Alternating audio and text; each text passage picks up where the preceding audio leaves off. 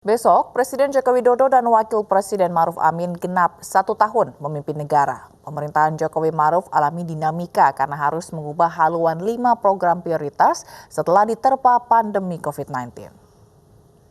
Target kita saat ini bukan hanya lepas dari pandemi, bukan hanya keluar dari krisis. Langkah kita adalah melakukan lompatan besar.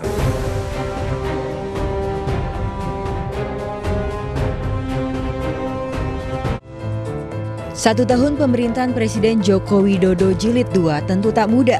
Pandemi COVID-19 membuat pemerintah harus membanting setir untuk program prioritas. Pelantikan Presiden pada 20 Oktober 2019, Jokowi tegas mengusung 5 program prioritas, yakni pembangunan sumber daya manusia, pembangunan infrastruktur, penyederhanaan regulasi, penyederhanaan birokrasi, dan transformasi ekonomi. Namun baru 6 bulan berjalan, Indonesia dilanda pandemi COVID-19. Pemerintah pun harus mengubah haluan untuk memulihkan kondisi nasional, baik kesehatan hingga ekonomi. Melalui pidato dalam sidang tahunan MPR, DPR, DPD pada 14 Agustus lalu, Presiden menegaskan merubah rumusan program kerja serta relokasi anggaran negara karena pandemi COVID-19. Menyesuaikan program kerja dengan situasi terkini, melakukan realokasi anggaran dalam waktu singkat, menerbitkan Perpu nomor 1 tahun 2020 yang kemudian disetujui oleh DPR menjadi Undang-Undang nomor 2 tahun 2020. Pemerintah menggelontorkan dana Rp695 triliun untuk pemulihan ekonomi nasional yang dialokasikan dalam 6 bidang. Hingga September 2020, penyerapan anggaran terrealisasi 49,5%. Terlihat UMKM menjadi bidang dengan penyerapan terbesar hingga 71%, disusul bidang perlindungan sosial sebesar 69%. Sementara pada bidang kesehatan hanya 31% penggunaan anggaran.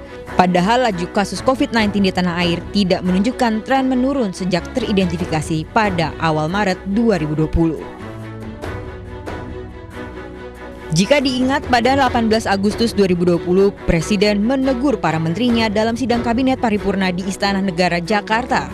Para menteri ditegur lantaran lamban dalam menyerap dana stimulus ekonomi. Saat itu bidang kesehatan baru menyerap 1% dari total anggaran dan bantuan sosial juga belum maksimal tersalurkan.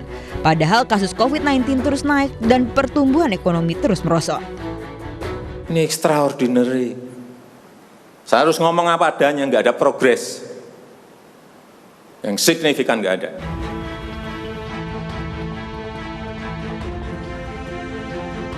Dalam perkembangannya, laju COVID-19 terus meningkat. Namun pemerintah selalu mengatakan peningkatan angka kasus karena tingginya uji swab atau PCR yang diadakan gugus tugas COVID-19.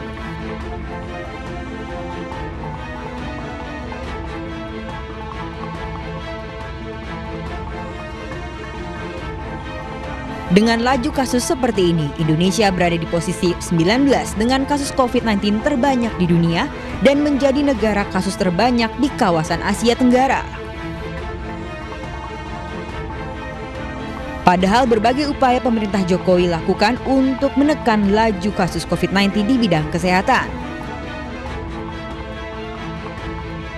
Mulai dari mengubah Wisma Atlet Kemayoran Jakarta menjadi rumah sakit khusus COVID-19.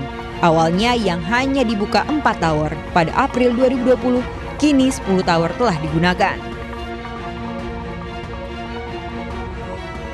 Adapun pembangunan cepat rumah sakit darurat COVID-19 di Pulau Galang, Batam, Kepulauan Riau pada Maret 2020. Diketahui awalnya tempat ini merupakan tempat penampungan pengungsian Vietnam pada 1982. Pemerintah pun mendatangkan alat pelindung diri untuk para dokter dan perawat, serta obat, alat uji COVID-19 hingga vaksin dari luar negeri. Berbagai kerjasama dilakukan untuk memenuhi kebutuhan tersebut. Di tengah perjalanan, Presiden membubarkan gugus tugas percepatan penanganan COVID-19 yang dikepalai Doni Monardo dan mengubahnya menjadi tim penanganan COVID-19 yang diketuai Menko Perekonomian Erlangga Hartarto pada pertengahan Juli 2020. Saat itu, pemerintah ingin fokus meningkatkan ekonomi selain menekan penyebaran COVID-19 karena pertumbuhan ekonomi mengalami kontraksi.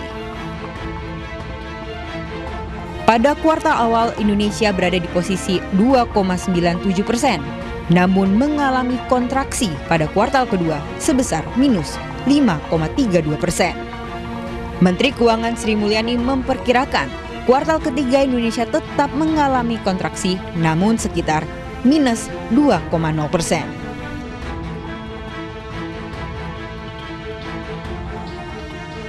Stimulus ekonomi yang diberikan kepada UMKM dan bantuan sosial dinilai membantu menekan kontraksi ekonomi. Bantuan langsung tunai sebesar Rp600.000 dalam beberapa bulan diharapkan meningkatkan daya konsumsi warga. Subsidi Rp600.000 sebanyak 4 kali bagi karyawan yang terdaftar BPJS Ketenagakerjaan hingga bantuan kartu prakerja. Menteri Keuangan Sri Mulyani meyakini akselerasi dana PEN berjalan maksimal dalam 2 bulan terakhir. Ia juga menilai pengelolaan pandemi juga tidak lepas dari penetapan Undang-Undang Nomor 2 Tahun 2020 dalam penanganan COVID-19. Penyerapan dari program PEN sangat akselerasinya luar biasa pada 2 bulan terakhir. Jadi dalam hal ini adalah suatu evolusi yang sangat positif dari respon seluruh kementerian, lembaga, dan bahkan pemerintah daerah. Sementara itu, dana yang dikucurkan untuk menyelamatkan ekonomi negeri dari resesi membuat pemerintah harus menunda pembangunan ibu kota baru di Kalimantan Timur dari 2020 menjadi 2023. Diketahui anggaran proyek pembangunan ibu kota mencapai Rp466 triliun itu akhirnya dialihkan untuk memerangi COVID-19. Meski mengubah sejumlah program prioritas untuk melawan COVID-19, pemerintah tetap menjalani sejumlah program lainnya, seperti tetap melaksanakan pemilihan kepala daerah serentak pada 9 Desember mendatang. Selain itu, melaksanakan penyederhanaan regulasi dengan mengesahkan Undang-Undang Cipta Kerja yang digadang-gadang dapat mendorong percepatan ekonomi dan menciptakan lapangan kerja sesuai kebutuhan ekonomi di negeri ini. Di sisi lain, ekonom senior Indef Eni Sri Hartati menilai keberhasilan pemerintah menuntaskan penularan COVID-19 akan menjadi kunci pertumbuhan ekonomi nasional, sehingga perlu komitmen pemerintah dalam menyeimbangkan antara pemulihan kesehatan dan pemulihan ekonomi.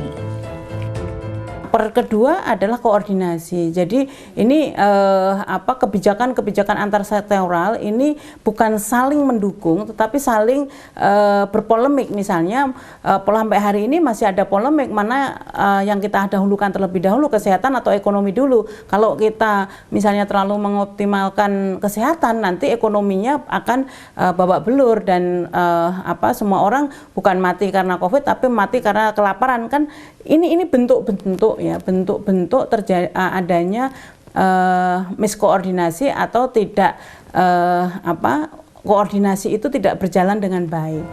1 tahun pemerintahan Presiden Joko Widodo seolah menerjang lautan yang awalnya tenang lalu dihantam badai. Meski sejumlah kalangan menilai pemerintah seolah mendahulukan ekonomi negara dibandingkan kesehatan, pemerintah selalu menjawab, dua bidang ini bisa berjalan beriringan. Tim Liputan iNews melaporkan.